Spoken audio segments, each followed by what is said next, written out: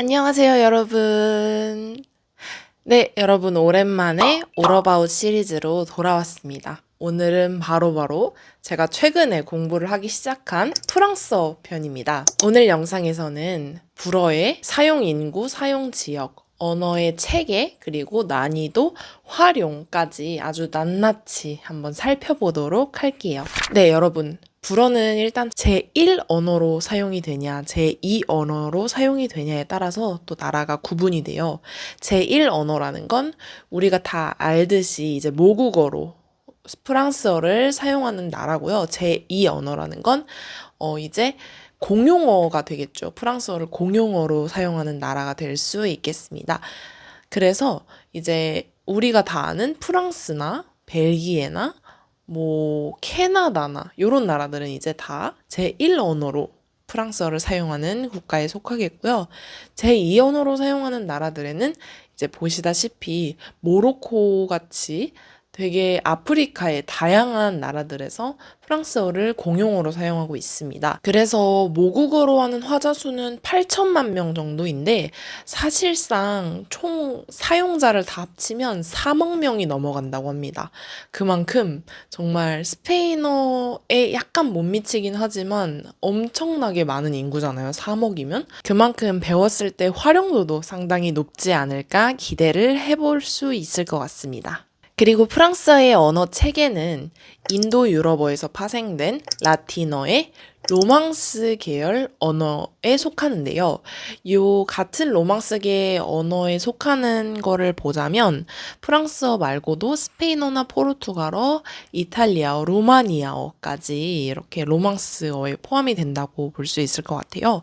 요 같은 언어군에 속한다는 건 무슨 의미냐면 되게 비슷하다는 뜻이에요. 아무래도 뿌리가 같기 때문에 하나를 배웠을 때 다른 하나를 배우기가 엄청나게 수월하다는 의미가 될 수 있을 것 같습니다. 그런데 한 가지 슬픈 소식은 제가 앞서 말씀드린 요 4가지 언어, 5가지 언어 중에서 난이도가 가장 높은 편에 속합니다. 사실 불어는 그 숫자를 세는 게 까다로운 언어로도 되게 유명하죠. 불어의 진입장벽을 올려주는 아이 중 하나가 아닐까라고 생각이 듭니다. 그리고 또 한 가지 말씀드리자면 이 불어는 여러분 명사에 성이 있어요.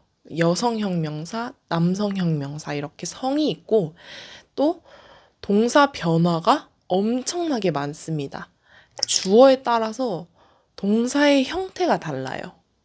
근데 저 같은 경우는 스페인어를 배웠기 때문에 이 동사 변화나 명사의 성 이런 건에는 되게 익숙해요. 그래서 이 부분도 그렇게 어렵다고 느껴지진 않았는데 영어만 하시던 분들이 프랑스어를 처음 접하시게 되면 이 부분이 아주 충격적이실 수가 있어요. 저도 스페인어를 배울 때 이 부분이 충격적이었기 때문에 이 부분은 뭔가 이해를 하시려고 하면 안 되고 그냥 외우셔야 됩니다.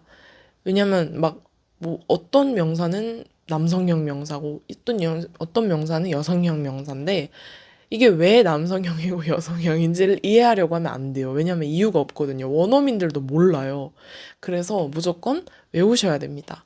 이게 아주 또 어려움을 만드는 그런 부분이라고 할 수 있을 것 같아요. 제가 개인적으로도 불어를 시작한 지 얼마 안 됐는데 확실히 스페인어보다는 어렵다고 느꼈던 게 스페인어는 솔직히 말해서 하루면 정말 웬만하면은 다 읽을 수 있어요. 하루면 충분하거든요. 스페인어를 읽기까지의 기간이. 근데 불어는 하루면 택도 없을 것 같아요. 왜냐하면 읽는 방법이 스페인어는 되게 단순해요, 여러분. 그냥 알파벳을 그대로 읽으면 돼서 영어보다도 훨씬 읽기가 쉽거든요. 근데 프랑스어는 발음할 때 그 규칙이 너무 많아가지고 그 규칙을 다 알고 있어야 그거를 발음할 수 있는 거예요. 그래서 발음부터 일단 상당히 진입장벽이 좀 느껴지긴 하더라고요. 그리고 워낙에 생소한 발음도 많아요. 예를 들어서 영어나 한국어에 없는 흐 발음 있잖아요. 이거는 사실 유럽어에 되게 많은 발음인데 요런 발음이 생소하게 느껴지셔서 또 이 부분이 난이도를 올리는 요인 중 하나로 작용하지 않을까 싶습니다. 다음은 언어의 전망입니다.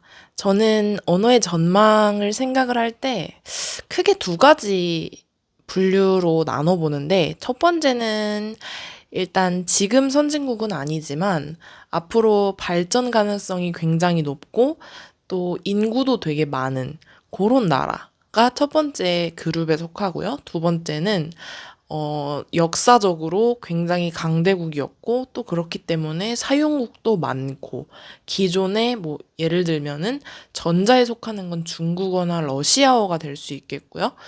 후자에 속하는 거는 영어, 뭐, 스페인어, 요렇게 될 수 있을 것 같아요. 근데 불어도 마찬가지로 후자에 속하는 언어라고 생각이 됩니다. 왜냐하면 프랑스가 과거에 되게 영향을 많이 떨쳤었기 때문에 실제로 지금 아주 다양한 그 국제기구에서도 공용어 중 하나가 불어예요.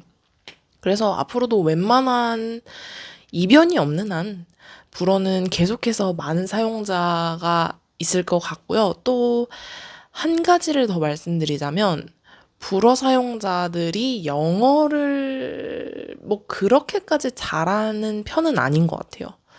그러니까 아무래도 영어랑 같은 계열의 언어, 그러니까 그 독일어라던가 아니면 네덜란드어 이런 언어를 사용하는 사람들은 영어도 굉장히 잘하는 경우가 많아요. 왜냐하면 쉽게 배울 수가 있기 때문에. 근데 불어는 앞서 말씀드렸다시피 영어와 교류가 있기는 했지만 기본적으로 이제 라틴계의 언어이기 때문에 어, 사실 옛날부터 조금 유명한 게 프랑스 사람들은 영어를 못한다라는 그런 편견이 있잖아요. 물론 요즘엔 근데 아닌 것 같긴 한데, 그리고 이제 영어를 그렇게까지 막 보편화되어 있는 느낌은 아니라서, 그리고 캐나다 퀘벡에서도 영어가 잘 안 통한다는 얘기를 제가 듣기도 했었고, 그렇기 때문에 이제 불어를 배웠을 때 꽤나 우리가 설 수 있는 기회가 많이 있지 않을까라는 생각이 듭니다.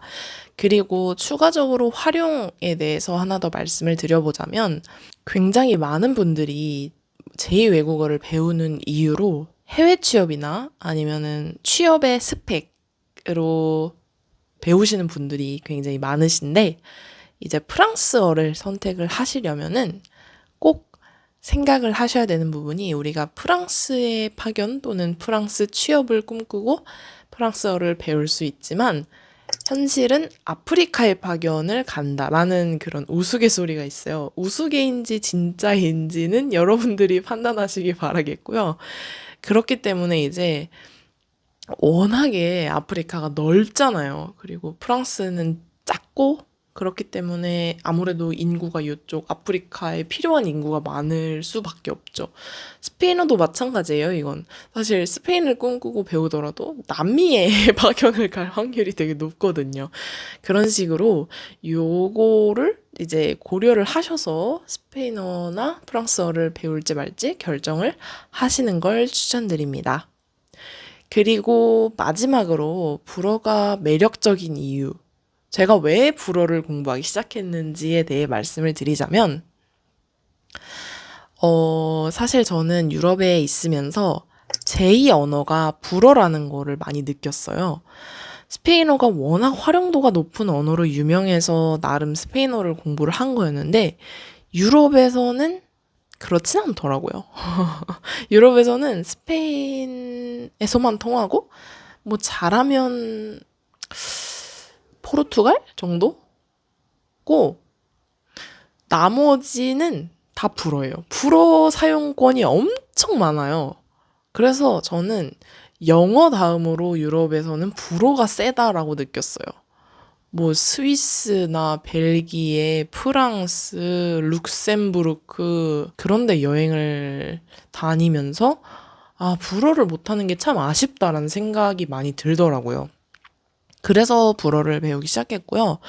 솔직히 저는 그렇게 거창한 이유가 있어야 된다 생각하진 않아요. 저는 스페인어도 그냥 많이 쓰니까 한번 배워보지 뭐라는 식으로 배워서 지금 저의 인생을 바꿀 정도로 큰 영향을 미치게 됐기 때문에 사실 이유는 그렇게 중요하지 않아요. 근데 그거를 유지할 수 있냐가 더 중요하다고 생각합니다. 어쨌든 이렇게 오늘은 프랑스어의 모든 것에 대해 알아봤는데요. 사실 모든 것이라고 하긴 했지만 아무래도 뭔가 더 있긴 하겠죠? 추가로 궁금하신 점이 있으시다면 댓글 많이 남겨주시고요. 제가 또 앞으로 스페인어에 이어서 프랑스어를 열심히 공부하면서 알게 되는 꿀팁들 여러분들과 많이 공유를 드려보도록 하겠습니다. 그럼 여러분 오늘 영상도 시청해주셔서 감사하고요. 다음 영상에서 봐요. 안녕.